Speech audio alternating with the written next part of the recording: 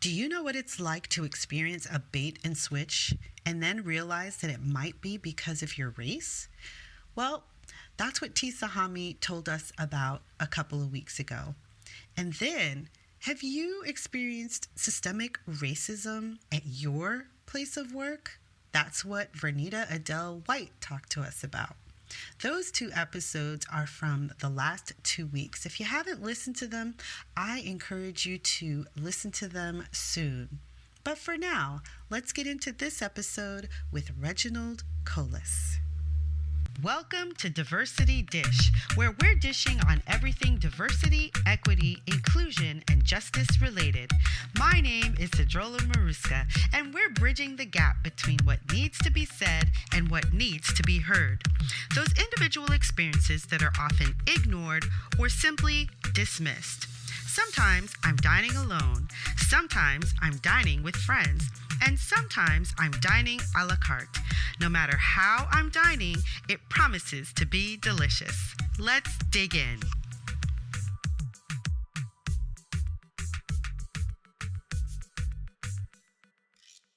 Today we are being served by Mr. Reginald Colas. Hey, Reggie. What's up, Sadie? How you doing? I'm doing all right. How are you? I'm good. I'm good. All right. Well, thank you so much for being on the show. Before I get into our conversation, I want to let everybody know how formidable you are. And that I didn't just have you on the show because you are my first cousin, but because I think that you are formidable. Reggie is a veteran with 18 years of service. He has worked in the military throughout the UK, Germany, and Africa as a medic and translator. 16 months ago, he and his family gave everything up, sold some things, and gave most away and moved to Frankfurt, Germany. After the military, Reggie began painting and soon started making a living from his art. He has international collectors and has sold a full collection to a major collector with galleries in New York, Tokyo, and Paris. Reggie just said, "Let me paint," and he started painting. That's the truth. It's the truth. That's He exactly how said, it went down, yeah. "That's exactly." I was there. I remember. I was like, "Okay, Reggie, do that thing." Before we get into like the heavy stuff, I want to know, what is your passion right now? About right now. You, you know what? I'm passionate about myself right now. Like Good. Okay. I'm literally, I'm not. I mean, I've taken a little, not pause, but I've slowed down on some paintings. I've slowed Mm-hmm. down. I mean, the corona slowed some of the things down, but Sure. no, I'm really just really me. Like I'm me. It's hard to say, but me. Like I And think how I does think that that manifest itself? Like, how does just being about you or being passionate about yourself manifest itself right now? I mean, literally, I've probably been living the best 2 years of my life, and this is, I mean, we've had tragedies and stuff like that going Yeah. throughout my family, but it's just one of those where, like, literally, there's days where working in the military or whatever jobs that you used to have, where you always got to sacrifice a little bit. You always have to Mhm. work a little bit late and things like Mhm. that. And but this past year, I'm not doing nothing. There's like I think a lot of people lose the sight of how the art of doing nothing is so important sometimes. And Okay. I plan on doing nothing. Like they're like, what you doing next week? I'm like, I'm not doing anything next week. I'm not doing Yep. anything the week after that. I'll be at the house, the kids are with me, my wife's with me, things like that. Mhm. Yep. And, after 20 something years being busy, Mhm. focusing on, I want to do this, I want to do this. I took a year and said, I'm not doing anything. This year of doing nothing probably have some of the biggest strides in the art career and things like that, where Mhm. I'm still getting phone calls, I'm still getting emails and things like that. I'm even telling them, yeah, I'll talk to you next year, or I'm not doing anything Mhm. that takes me out of my comfort zone. I think Okay. just the feeling of that, it transcends to your family, and it's just been a peaceful. It's been a peaceful year, you know what I mean? And I'm Nice. passionate about that. I still have things that I do. I still paint, and I'm still cooking and things like that. Even those are their second, their back seat to me. I'm not staying Right. up late. If I'm tired, Right. I'm going to sleep because I'm Yep. not worried about I need to get 6 paintings out, this week or Mhm. this month and stuff like that. Focus my health, and you focus on your health, and yoga, meditation, eating right. And now, I'm starting to gear up to get back into the groove of things, Mhm. where you really can see that, okay, this year of me focusing on myself and doing nothing is really going to allow me to do a lot more than what I would Yeah. have been doing if I'd have just kept going. You know what I mean? Right. Right. Right. So Right.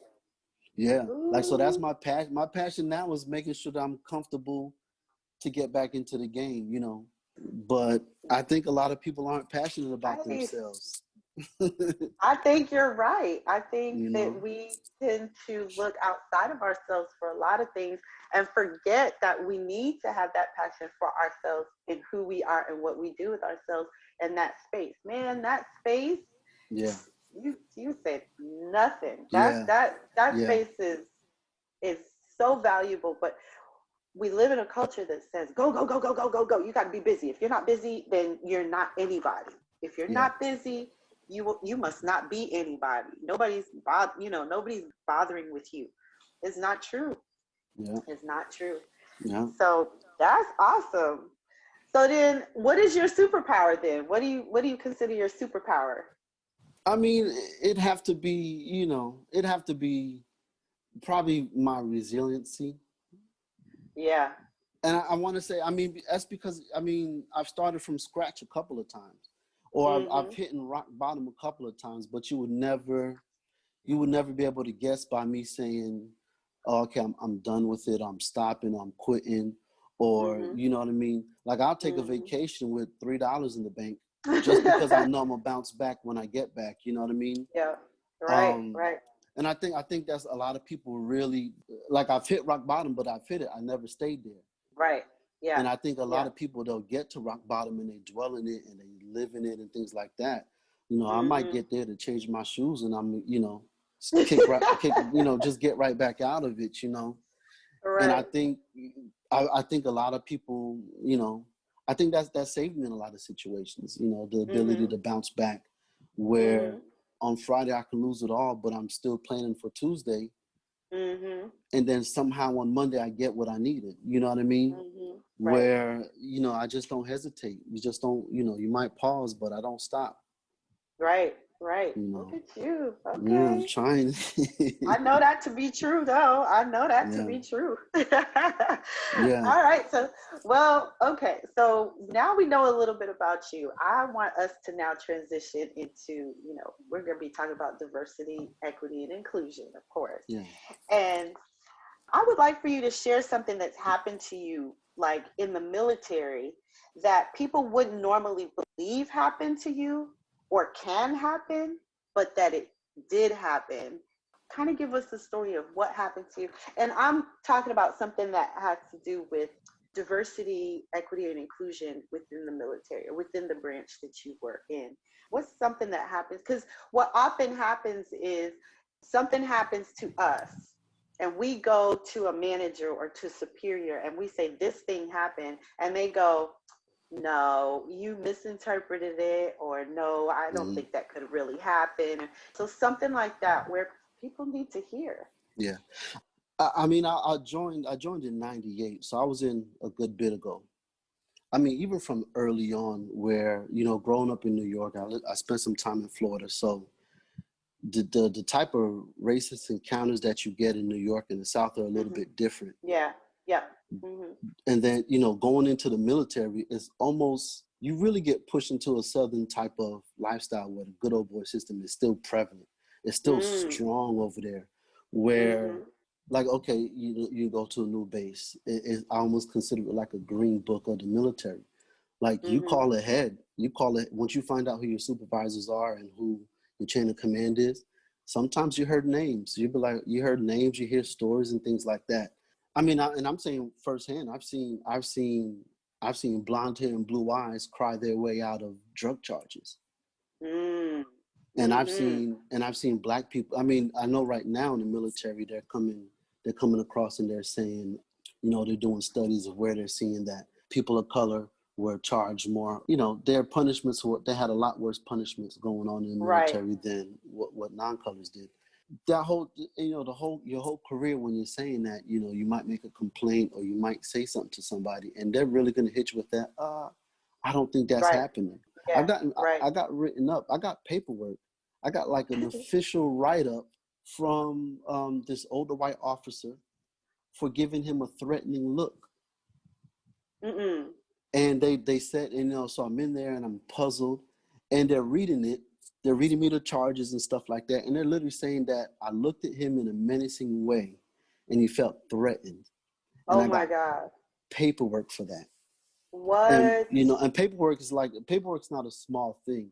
Getting paperwork in the military, it makes a difference on the entire record.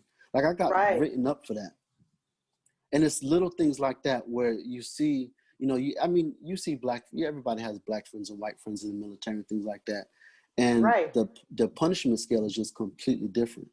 You know, Right. I've seen black guys sent to jail for violating like HIPAA, where not even like a deep violation where, hey, I'm showing you this stuff, Right. but just had somebody around it where if they wanted to, they could have went and seen some HIPAA violation type of information. Where Right. they sent this black man to jail for 45 days. And I've seen some white officers get caught selling drugs from pharmacy, getting caught on cocaine and stuff like that, and they just get put to another department or they get sent to another PCS to another base. And that's not a rare occurrence. Like it's really still that deep in the military. Wow. Yeah. I mean, for me, I know maybe like, I mean, I've had a lot. I've had some where I had a supervisor from England and we Mm-hmm. had issues, and he came to Germany maybe like 2-3 years after I was there already. Mm-hmm. And you know, I had a good amount of friends, so you know, the people that he took under his wing, we were Mm-hmm. very close. But at work, we'll just be co-workers, and then after work, you know, we're best Mm-hmm. friends type of deal. So people wouldn't really know if we were best friends. Mm-hmm. So I mean, this guy's here for a couple of weeks, and I was running the department, and under my department were everybody I was cool with. Right. All of us were black males. I was probably like 27. Well, you know, Mm-hmm. between 20 and 30, you know, black guys or whatever like that. Right. Right. And I'm running the section, and we're doing well. We're getting good numbers, and we're so good at it that we're cocky. So you know, we're not stressed out. We're smiling, we're laughing, and things like that. And this Mm-hmm. guy PCS is in, and during his brief to, like, you know, his little crew of, okay, these are the changes we need to do to make this clinic better, or these are Mm-hmm. some of the changes I want to do. Mm-hmm. They had a plan. They had like on paper where they said, we need to show these guys who's really in charge.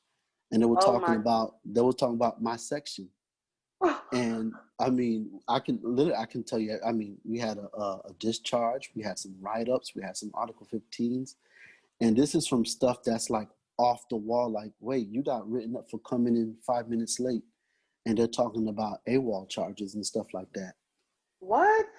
And I mean, and it's still a good old boy system. So you can't complain to his boss about him because they've been cool for 15, 20 years too. Right. And it's really been like that. I was in when Obama was president, and they Mm-hmm. had some officers that would call him that guy. They would never call him President Obama. They would Mm. complain, and they would be like, you know, well, ever since that guy came into the White House and things Right. like that. And Right. all those Facebook microaggressions is things that we dealt with daily at work.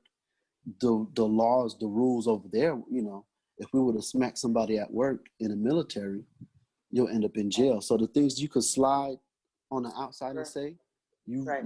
you could say, the things that you couldn't slide on the Right. outside, you can slide with it on the inside, because we have a whole different set of laws. You know, Right.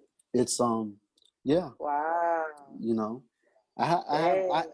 you pick a year, I can tell you A something that story. happened. So I a can tell few you a stories. story. You know, Oh my goodness. So wow. It's really interesting to me. You know, I'm gonna circle back to where you said you got written up because you looked at the officer a certain way and he felt a certain way because you looked at him. Yeah. And that is so subjective. And that is something that happens all the time. It's like, so we're talking about police brutality. We're talking about police who are shooting Black men and say, I felt that my life was in danger. Yeah. And when we say that the color of our skin has been weaponized, that's what we mean. Yeah. Because had your skin been white and you gave him that same look, he would never have thought to say, Oh yeah. yeah, he looked at me a funny way and I felt threatened. Oh And yeah. he's an officer in the He's, military, yeah. which blows my mind. Yeah. I mean, you know what it is? I mean, it's not even in the middle. I think it's in a lot of scenarios, but I think being Black or having any kind of color in your skin, it automatically puts you into the worst case scenario. You know, Yeah. like we've seen, you know, and I'm talking about, this is when I had a little bit of rank, where I had some rank where people would say things around me thinking, hey, we're all up here, so it's not going to leak, you know? But let's say we had a white troop call in and say, hey, I can't make it. Or if a white troop just doesn't show up, they're like, let's make sure they're okay. Somebody go check on them and stuff like that. Let a Black troop not show up. They're sending the cops to his room. And I'm talking about, I've seen it. I've experienced it. I had a boss where I called him and I was like, hey, I'm stuck. It was a blizzard, not even a blizzard, but it was probably snow a couple of days prior. And, you know, I had a little rear wheel drive car that couldn't get anywhere, and I'm stuck. I'm in a ditch and I'm stuck. And so I call and I'm saying, hey, I'm stuck. Can somebody come get me? Or if not, I'll be late or whatever like that. You know, 30 minutes later, he shows up at my house unannounced, but like, hey, I'm coming to get you type of deal. So we get to work and I'm working like normal. Come find out, he was saying, oh, he was probably had a party at his house last night and he's probably just doesn't want to come in type of deal. And he was coming in to like catch me, not to check on me. I mean, I've seen, and this is from a white guy who was one of the top guys at my job. And that's how he treated everybody. Black people was worst case scenario. White people were, let's make sure we check up on them and things like that. I mean, I've seen clear-cut cases where I've seen, you know, I've worked where this white girl got caught on drugs. And not just like weed, I'm talking about like rock and roll drugs, cocaine, meth, all that stuff. You know, she catches herself crying to the supervisors and stuff, and they're like, well, she had a hard time. and she, you know, she gets a pat on the wrist and she probably could still be in till this day. Right. And I've seen Black people get caught with no drugs in their system, but the people that they were with get caught with drugs within the system, and they get caught in almost like some type of RICO case where it's like, well, you were with them, so we're giving you something. Like, I've seen that happen. And it's not far-fetched occurrence where, you know, that kind of stuff happens. You have two sets. I still consider it a segregated type of society, but not per se the whole military. But like when you get to a new place, the Black people are hanging out with the Black people because you need some type of ranking coverage. You know, if you have a high-ranking racist or a high-ranking person who doesn't like Black people at all, you're pretty much at their mercy.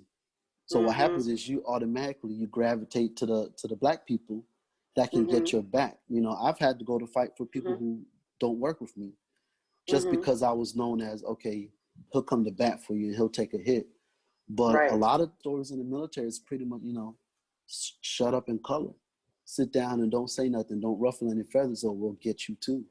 I mean, it's still like that. I mean, till this day, it's like that. I can call anybody who used to work for me and they can tell me how bad it's been, you know? Right. It sounds so much to me like the police department. Yeah. Oh, yeah. It really sounds a lot to me like the police departments where there's rank and file.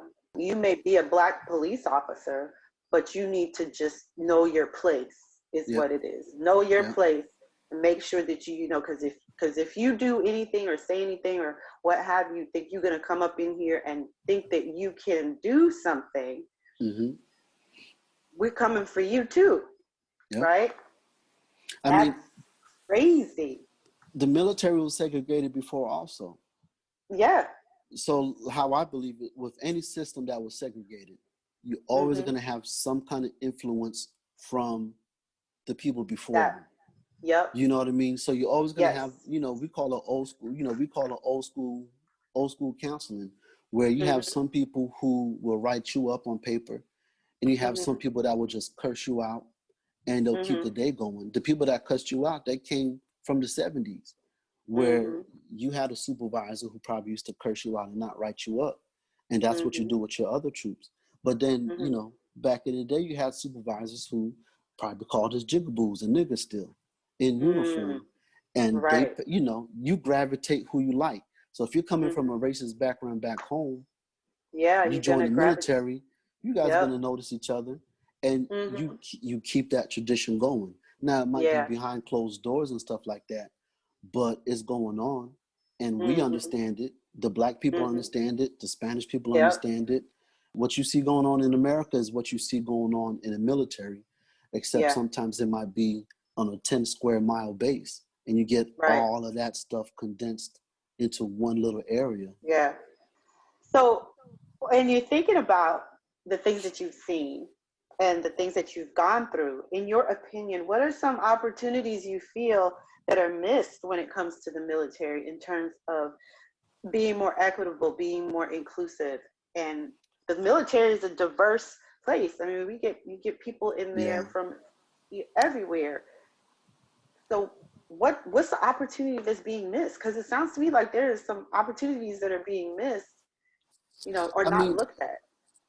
from what I understand, I mean, a lot of things are being looked at. A lot of things are being caught on to.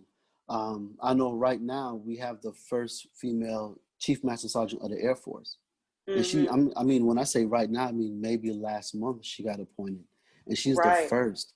And Mm-hmm. like it's still iffy to me when companies still have a first anything, like a first Anything. woman, a first Yeah. black person, and it's like it's 2020, it's 2020, and you're still having the Mm-hmm. first whatever. But it does show that they're catching up. It does show that they're picking up. I mean, our chief of staff is black also, and that's a first. We have a 4-star general, and that's a Mm-hmm. first. Mm-hmm. Right. So I think just with that alone, I mean, our last chief master sergeant of the Air Force was a black man also. Mm-hmm. And I think when you're coming in with, now you have a black man in charge of the Air Force, you had a black man in charge of the enlisted. Now, I don't want to misspeak, but I think she's Asian. She has a little bit of Asian or something to her. But now she's in charge of the enlisted for the Air Force now.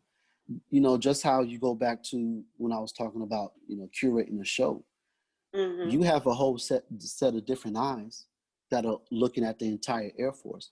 So the issues that the black men have, a lot Mm-hmm. of people don't know. It's just like myself, I compare it to women. Like, I don't Mm-hmm. understand the whole sexual harassment thing, or Mm-hmm. the fear of walking at night, and fear of Mm-hmm. being raped. And I I don't have any idea about that, because I don't experience it. Right. So to put me in charge of any type of anti-rape or anything like that, that would be Yeah. useless. You know what I mean? Right.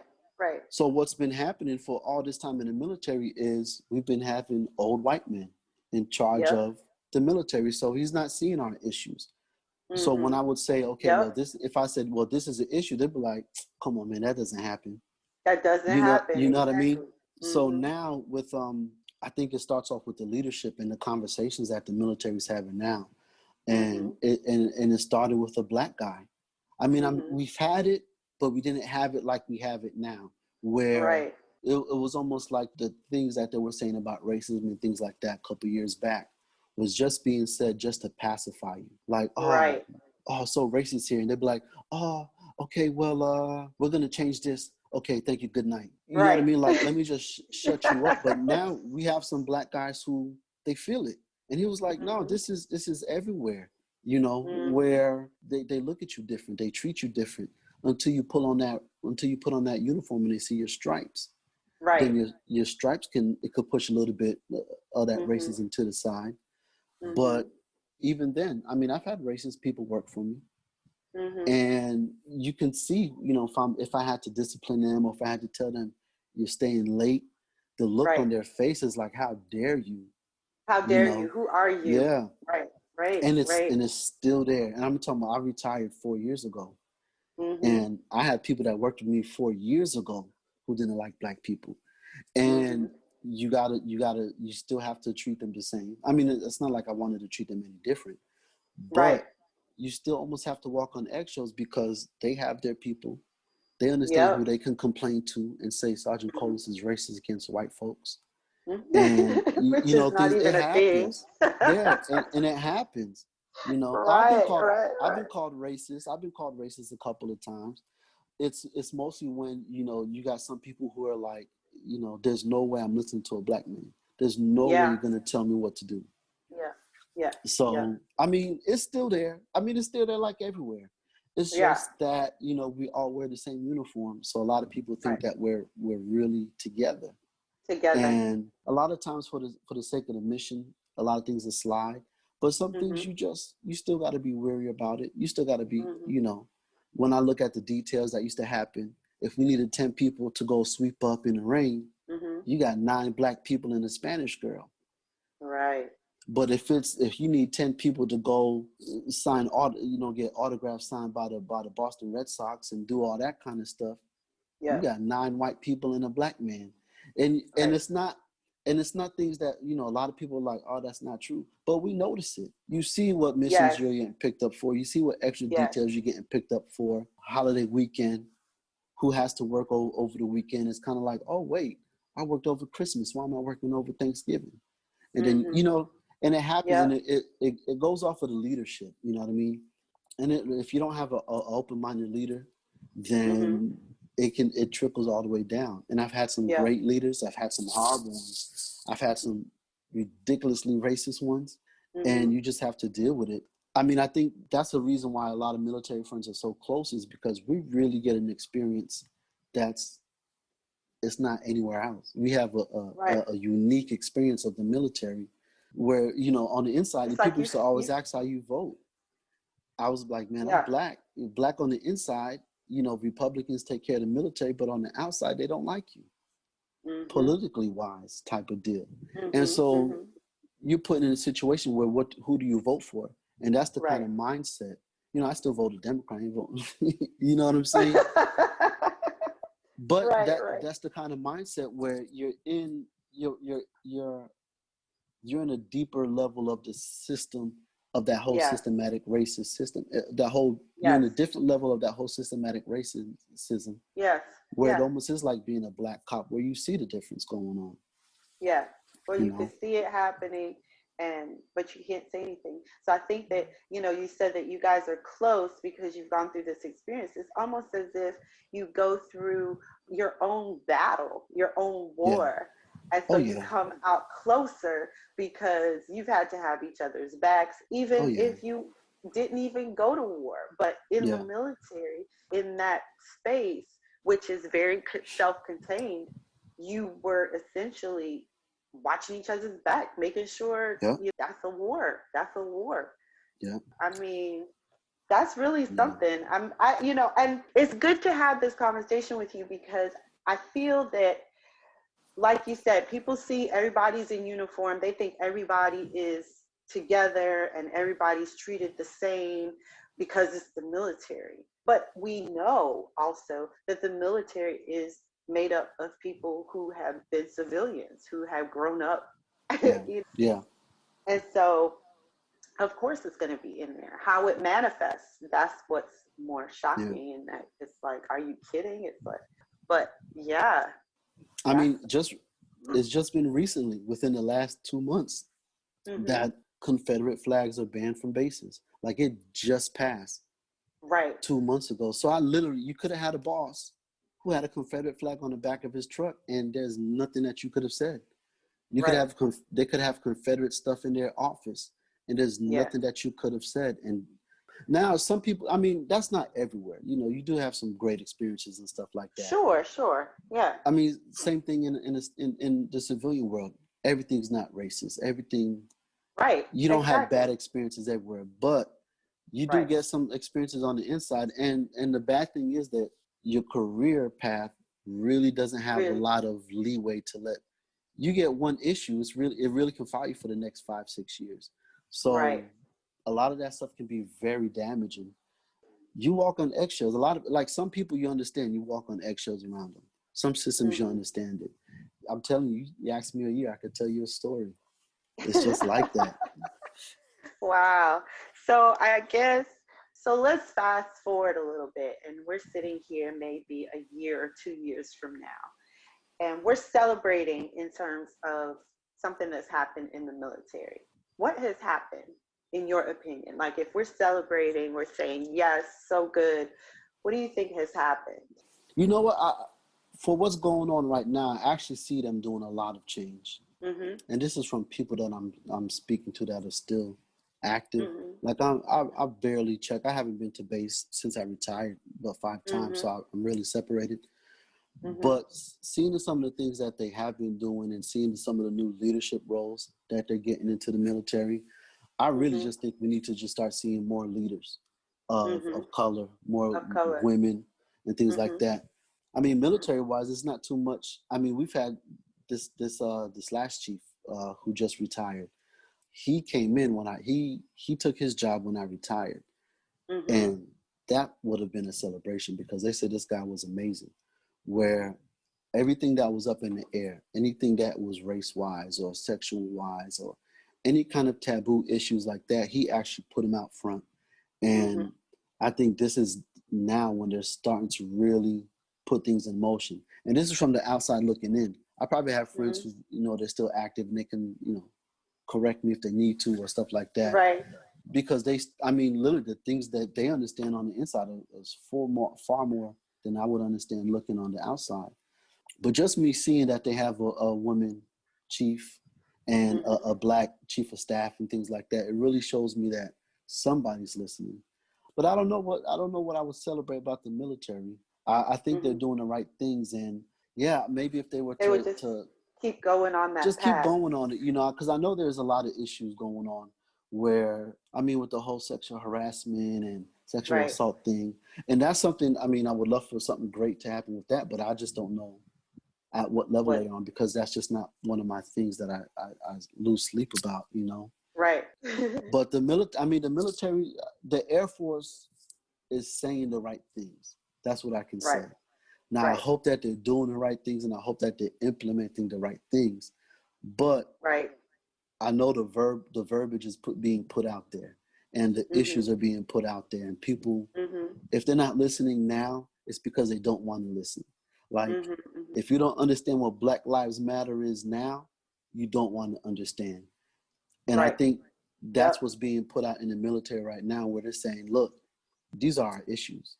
You can Yep. either choose to ignore it and keep acting like things aren't that way, or you can listen Mm-hmm. to me and we can change it.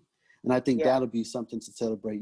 Just keep letting it chip away, keep letting them chip away where that's not one of the issues you got to think about when you join the military. Right. Right. I hear you. I can concur. What I'm thinking is, let's hope it's not performative, because I feel Yeah, like a lot of companies right now are being very performative. They're like, oh, well, let's do this and let's do this, but policy yeah, is staying the same. yeah, What would be good is if it were genuine and if policy were being changed along with the outside facade that is being put out, so that then when you go in, you go, oh yeah, this feels different. This is a little different. So this is yeah. good, right? And So and that would that's be what I see good. happening. And with the leadership, when you have that type of Mm-hmm. leadership, you can't but expect change. When you have a whole Right, different type of leadership coming in, right. you Mm-hmm. can't but expect it because Right. now these people understand what I've been saying. Mm-hmm. You Of course. understand what's been being said for years and years and Right. years. That's Well, been because they falling on deaf probably ears. had gone through it as well. Oh You yeah, know, in order to get to where they are, they had to go through it too. yep, So, yeah, and yeah. So they understand what's going on, and to get to that level, literally, it's the two highest levels that you can get in the Air Force is right, by a black man and a Spanish woman or Asian. I'm not sure what she is, but she's by a yeah, woman. By right, the two highest spots in the Air Force is held by a black man and a woman. right, And with that combination, you can't help but expect some change because right, out of the history of the military, those have been That would never. the two groups that have always been held down. Yep. Yep. So Yep. I mean, I expect good things. I mean, I'm hearing good things now from the people I still talk to. Yeah, you only can expect great things like that. And I mean, from just the whole experience of some of the guys that I've worked with and knowing their ranks now and their positions, I can't, but I expect a lot of change because I mean, I have a lot of friends who have a lot of rank where they're in positions of they're in that position that their word has a lot of clout. So I'm at the 20-year mark. I'm at 22, 23. So the guys that are still in, they have some clout. And knowing how they are, knowing the military that they came up in, because that was the military I came up in, I can see changes happening because I understand where they came from. Nice. Yeah. So well, I want to join. Nice. I'm not coming back in, but good luck to them. Right. Well, it's good for those who are coming behind. Maybe they won't have to go through as much as you went through in order to keep your nose clean, keep your head up, and all that kind of stuff. So hopefully it'll work out, right? Yeah. So if you could step into my shoes and ask yourself a question, what is the question that I didn't ask you, but that you would have liked me to have asked so that you can answer? So you could go ahead and answer it. You know what? I mean, I think we really caught a whole bunch of stuff. I mean, it's really just like, you really caught me. You just caught me on one of my good, this is a good chapter of life. You know what I mean? So it's just a good point where it's a lot of things are simplified, where there's not too much that I have to pull out the bag of saying, oh, well, guess what? I got this going on too. Right. You know what I mean? But I tell people, I say, I'm going through my Russell Simmons transformation right now. You know what I mean? I'm doing, I'm doing yoga and I'm juicing and you know what I'm saying? I hear you. It's really just a whole different type of mindset that I'm in, where it's really just weird just to be happy. Even when things are messed up, I'd be like, I broke my leg. Well, it's all right. And you'll shake it off. You'll shake it off because you understand that things are so good. Even when things are going bad, things are good for me right now. Right. What was the first question? What first question? What am I passionate about? Yes, it took you to be passionate. That really took a change. I think it really takes a change. If you're passionate about yourself, you're not going to let yourself be in a bad situation. You won't let yourself be in a relationship with anybody who's slacking, or you're not going to want to work for anybody type of deal like that. And I think all that comes into play. If you're passionate about yourself, you got to be passionate about your health. I'm trying to live till 90 now. But before that, it was kind of like, high blood pressure. Yeah. You know what I'm saying? Right. But, it seems just like, I don't know, what am I, 42, 43 or something like that? But it's really like things are really coming together, and it's really just, waiting to see what happens in the next, I want to say, I always do my plans in the next 2 to 3 years. Because, now I got to come back on the scene. I got to come back on the scene art-wise. Right. It's been a wild year. So things are just, the corona thing slowed things down. And I think that was, it's an unfortunate thing, but it's also an opportunity, right? Yeah. It was the best. I think it's one of the best things, Yeah. Like, a lot of people, I talk to other artist friends, and a lot of people were, oh man, I'm going to paint so much. And I was like, I'm not painting at all. Like, I probably did 3 paintings this whole entire lockdown. Right. I mean, one, because it was showing how quick you can die. Right. They have people tweeting on Tuesday, they're dead on Friday. Okay. So I was just like, this next painting is not going to change what happens. Or let's say, knock on wood, that it's not going to happen. But let's say if I die, my kids want to be like, well, at least he got 5 paintings out. You know what I'm saying? Right. And I think that's what, and I think that was a turning point where I was like, you know what, let me focus on what I got Mm-hmm. going on. And whatever comes Yeah. off of this path, I'll take it because this is where I'm going. Yeah. Yeah. And Nice. yeah, it's different. Yeah. Yeah. It's a Well, different you just, feeling. I'm sure it is. So you just mentioned that, if you died, God forbid, tomorrow, your kids are not going to say, well, at least he got those 5 paintings done. What would you like people to say when you pass at 90 or Yeah. beyond? Shit. You know? I hope it's not gone too soon. I hope they don't say that. Shoot. No, we're looking down the road at You 90. know? You Yeah. said you're trying to live till 90. So I at want 90, when you pass, what are you hoping people are going to say yeah. about you? First thing I want them to know is I want them to be like, oh, he had a long, illustrious life. You know. I mean, you know, the best, even when I leave a room, you just want to be somebody who was like, wow, I'm happy he came by. You know Yes. what I'm saying? Whether it Yeah. was whatever I came in there for, you know, Yeah. I just want them to be like, wow, it was good that he came by. But then you got the Yeah. basics. You know, I want to be known as a good husband and father and blah, Right. blah, blah. Who Right. doesn't? Right. But Yeah. I know a good amount of people who've died. And when you talk about them, we talk about them in good. Like I know Hmm. some of my friends who have died, they were grimy. And Right. when we talk about it, we're really just talking about, oh man, do you remember that time we had so much fun and all this other stuff? Right. And you have to remind me that, oh, didn't you guys have an issue back in the day? Type of Right. deal. And I think Right. that's what I'd rather be remembered. I'd rather have to be, if they're talking about me, I want someone to have to remind you of something that I did that was wrong.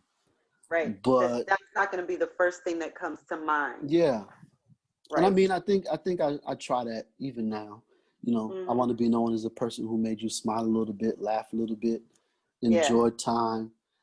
And when it's a memory, I'd rather it be a happy memory of Yeah. something cool. And that's why I try not to do anything crazy no more. Like everything I do is, you know, even though I'm focused on myself, you're not going to really try to do anything bad for yourself or around yourself. Hmm. That would be a good memory to have. I'll have a couple of people that be happy I'm dead too, but oh well, you know what I mean? Oh, well. You know, and I think that's Well, another that's thing, right, because you you can't know. please everybody. Yeah. Some of You them might can't have to please get a oh everybody. well.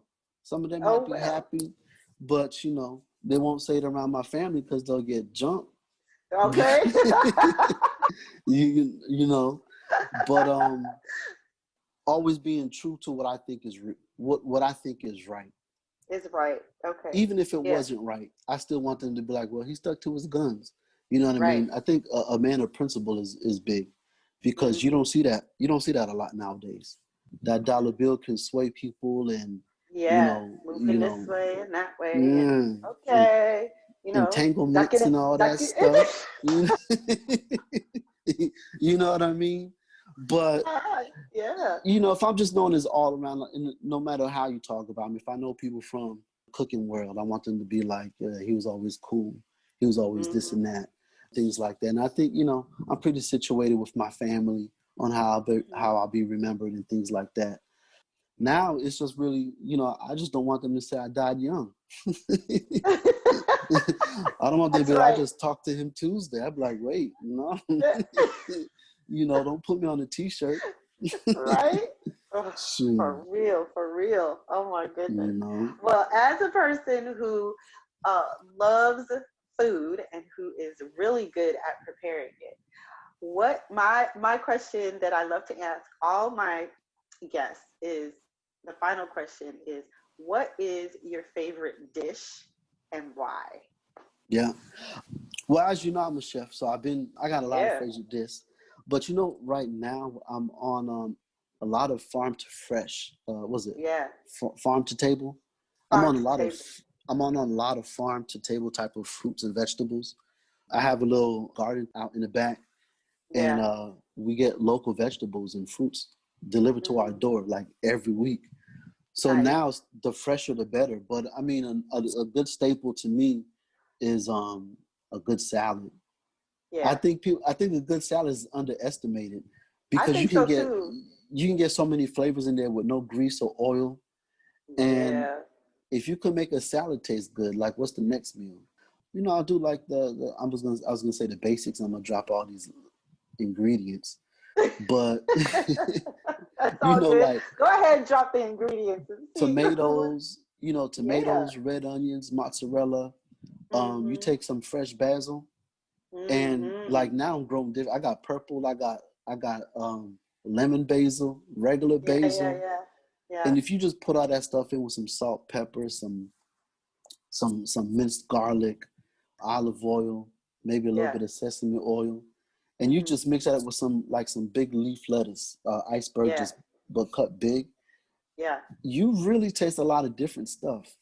Um, Yeah.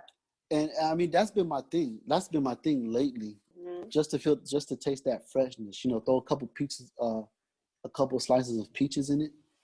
It, Yes. it hit you with a little trick, man. I'm telling you, that freshness is good.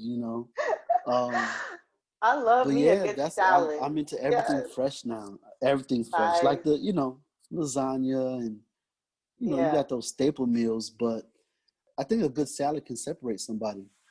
Everybody Yeah, can't yeah. make a good salad. You can mess up a No. salad. You You know, can even mess up a you salad. can It's you can true. mess up a salad. I'm telling you. But now a It's good true. dinner salad. I love those. I love a good dinner Yes. salad. Put some Nice. shrimp or some chicken to the side. You straight. Hmm. Nice. Well, Reggie, thank you so much for serving us up today. You Oh, have given us a lot of information, and it has been a pleasure having you on the show. cool. Thanks for Thank having me. you. Absolutely. Thanks for listening. If you enjoyed that episode, please be sure to subscribe, download, rate, review, and share, because it's really no fun if your friends don't know what you're talking about.